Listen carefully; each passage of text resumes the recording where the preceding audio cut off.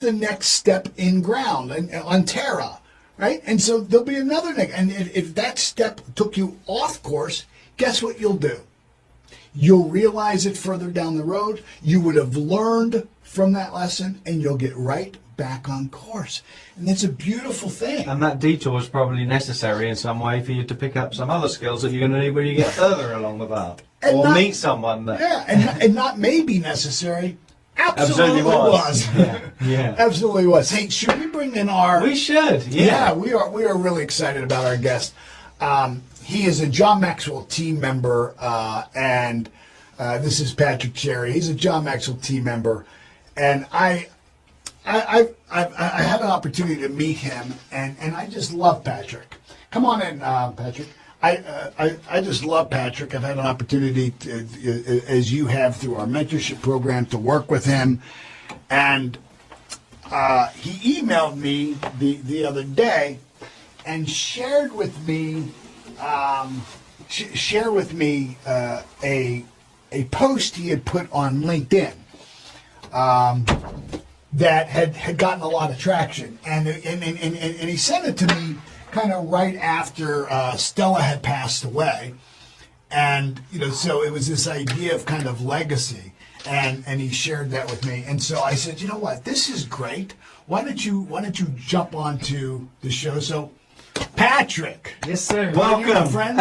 Fantastic. Right on. Look how smart and cool he looks compared to us. I know. I'm sorry, I didn't get the casual Saturday. You didn't get the memo. I'm sorry. That's all right. Well, you look sharp. Yeah, you look great. And you drove up from North Miami Beach. Yes. Yeah? Well, thanks for coming. Well, thank you so Thank you for having me. Thank you so much for coming up. So, I absolutely. Do you have your thing? Did you have the thing you wrote?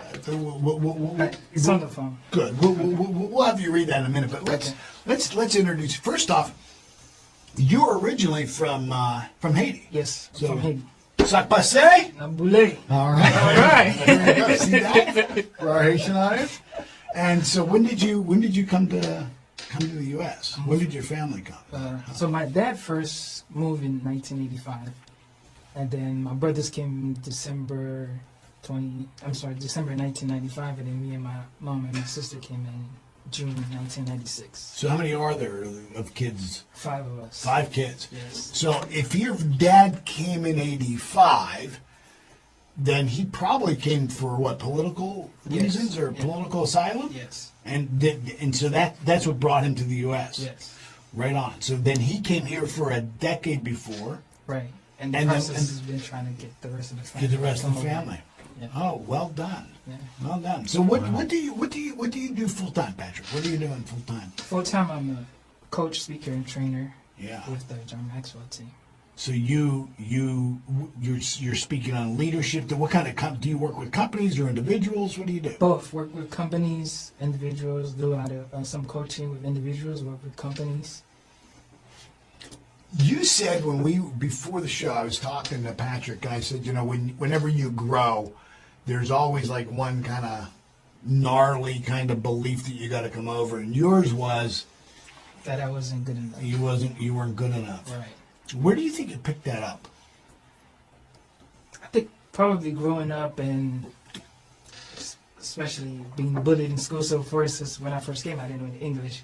So which is one of the reasons that people always thought I was shy. I wasn't shy because when I would speak, you would laugh at the way that I spoke because I wasn't speaking proper English. So because of that, I guess I was conditioned to just not really speak. And then people just assumed that I was shy. It wasn't necessarily that I was shy.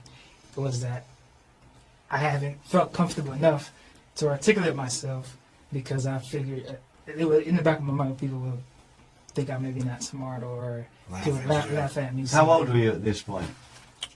When I first came here, I was 12. Okay. That's a tough age. Yeah, it's a That's tough a age tough to change. Yeah.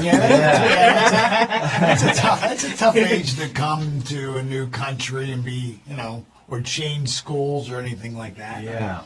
So Especially if you don't speak the language, right? yeah, absolutely. Yeah, absolutely. And especially, I think also there's probably a stigma from coming from Haiti, right? That there's probably a prejudice in people's, wasn't there? I would imagine. Yeah. You get picked on a lot in school. Uh-huh. Yeah. Yeah.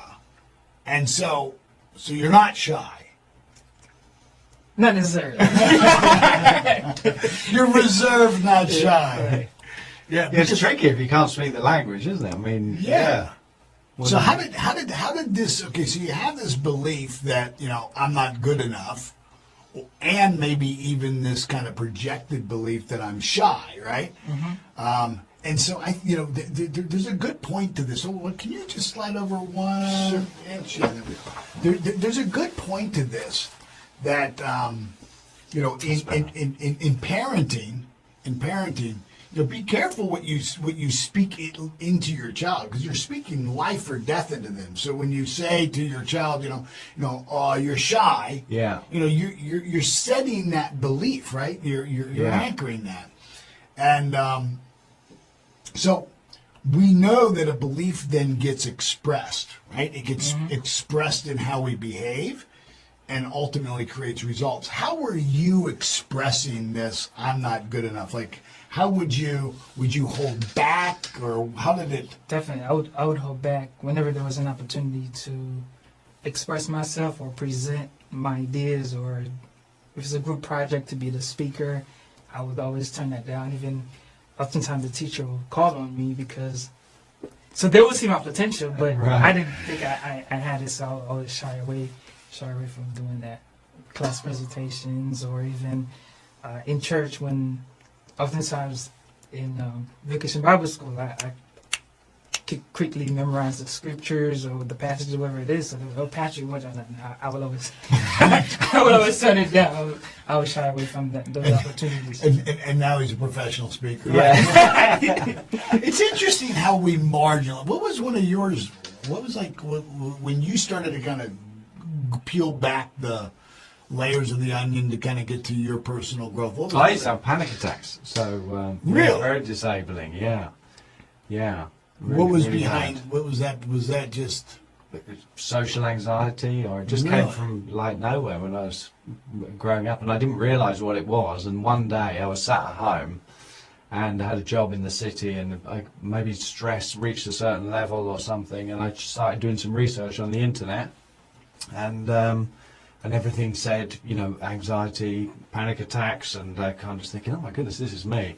They said, go to the doctor, start with your doctor, go and tell your doctor. And so I thought, and then part of me was like, I don't want to admit this. I don't even want to admit it myself, let alone tell anyone else. Yeah. But then I thought, and I knew I was ambitious. I wanted more out of life, and I knew that this was holding me back because it was controlling so much of my life. So I thought, right, I'll go see the doctor, and he gave me some pills, and then I bought From Panic to Power by Lucinda Bassett, which is which is a great book, actually. It's a great book. And then I just became obsessed with understanding like typical anxiety and the social disorders and everything. And I took these a little pills. bit of sepsis.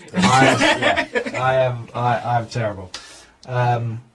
You're Then- great. You're wonderful. Yeah. You're beautiful. You're wonderful with your obsessions. I have a quick story if I may. 'Cause Yeah, go ahead. I too used to have a horrible stage fright. And I vividly remember this. I don't know how old I was, but I was the ring bearer at my auntie's wedding.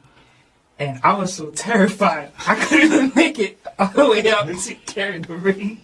Like, I remember taking off crying, running the other way. And How old were you? Maybe like 5 or 6 years old. Right. And somebody had to pick me up, carry me all the way to the front. Well, it's funny, isn't it? I mean, I remember Leon's first day at his second school. At the first school he went to, like the pre-kindergarten or kindergarten, I think it was maybe, he was okay. Then when he was going to Amelie's school, he was excited to go to, which would be when he was maybe, I think it would have been like 6 or 7. Yeah. And he was excited, and it was, our house is here, you walk up the lane and the school's on the corner. So Susan and I were walking Leon up to school, and he was excited, and the closer we got, he was sort of shrinking, and then he's kind of clutching onto, Mum, and he's like, I don't want to go, and he was, he was scared to go in, and we're like, oh, don't be silly, darling, you'll be fine. Once you get in there and you meet some friends and you'll settle in, he's like, no, I don't want to. And we can laugh at it because we know He's going to be fine. he's going to be fine in the bigger context. But to him, the fear is real, and so he's experiencing that, and he doesn't want to go in. come back to pick him up in the afternoon. He doesn't want to leave. You know, he's like, He doesn't want to come back. Yeah.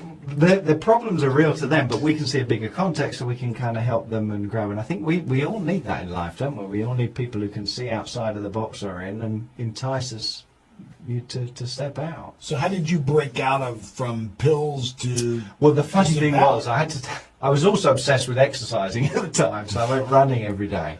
And I'd taken these pills, which were basically beta blockers, and he told me, you know, he didn't mention anything. So I went for a 6-mile run like I normally did, and it nearly killed me. I mean, it was really bad. I was really struggling. I got home and I'm sat on the floor, and I remember sitting on a quarry-tiled kitchen floor with a pine table here and a cake on top of the table in a glass thing.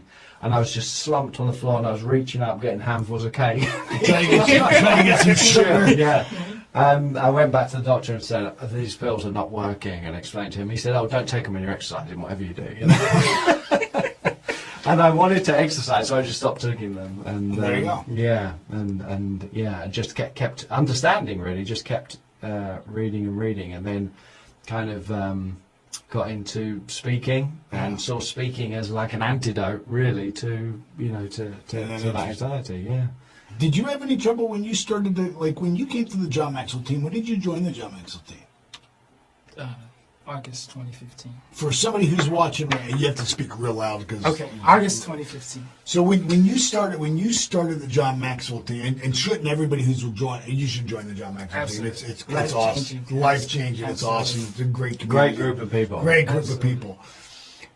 But you know, why did you join? Was it for personal growth, or did you say, you know, I want to become a speaker? Initially, it was for personal growth. Yeah. I've always been big on personal development, and I tell this short story. When I graduated college, actually, I always had this interest in management, and now it's leadership.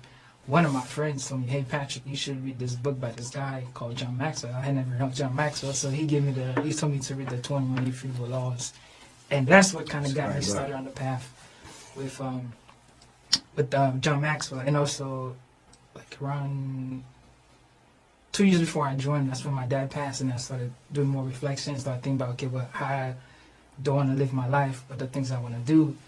And I started, because before then I was doing IT consulting, and I started feeling, I was like, well, I could do this for the rest of my life, but then what?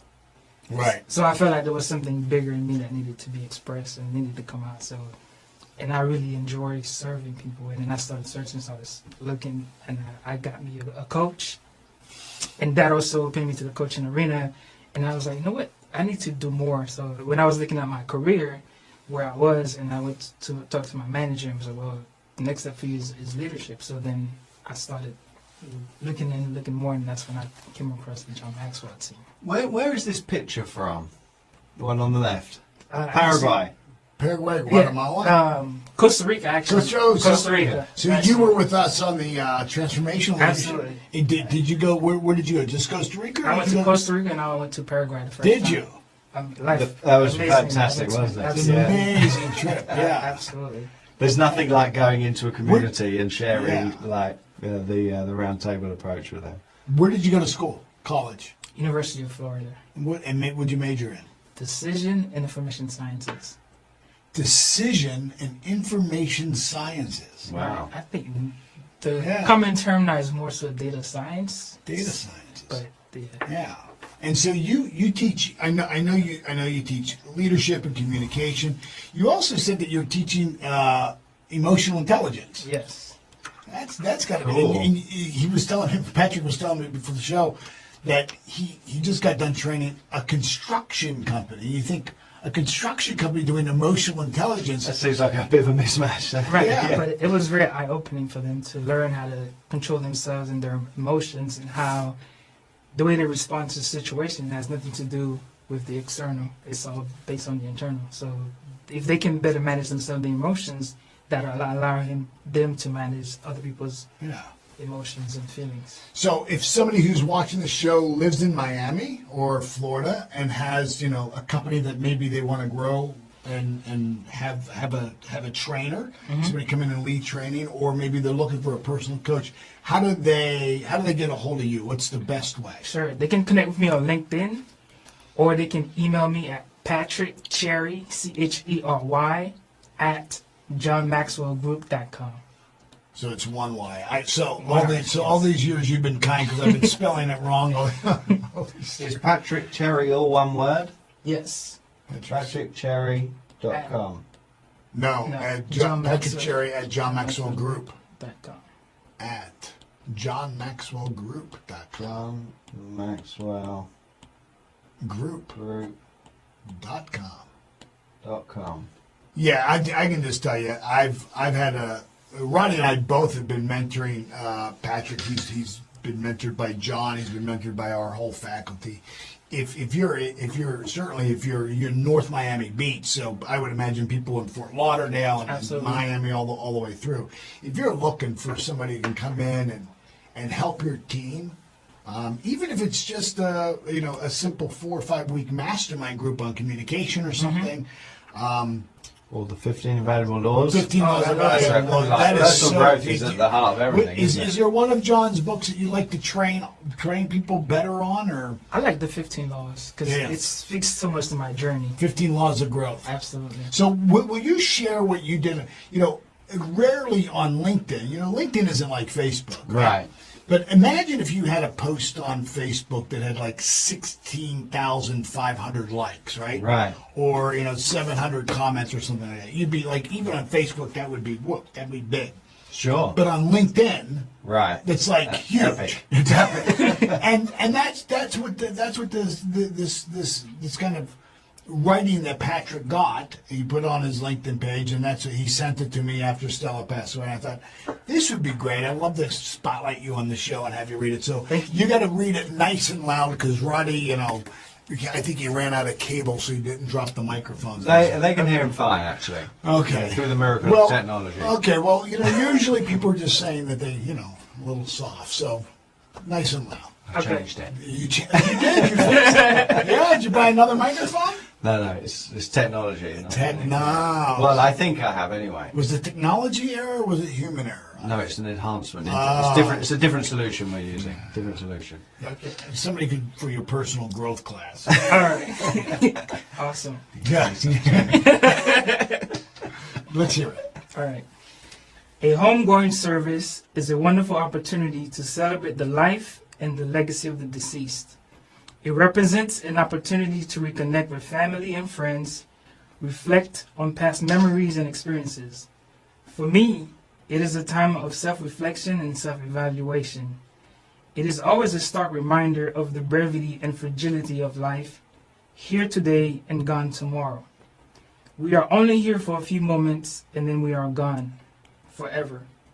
Today's a gift, yesterday's a memory, and tomorrow's a promise. How we live our lives, what we used to do with our lives, ultimately determine our influence, significance, and legacy. What we work for, create, build, and acquire will ultimately be left to someone else. What are you bringing to life that will outlive you when you are no longer here?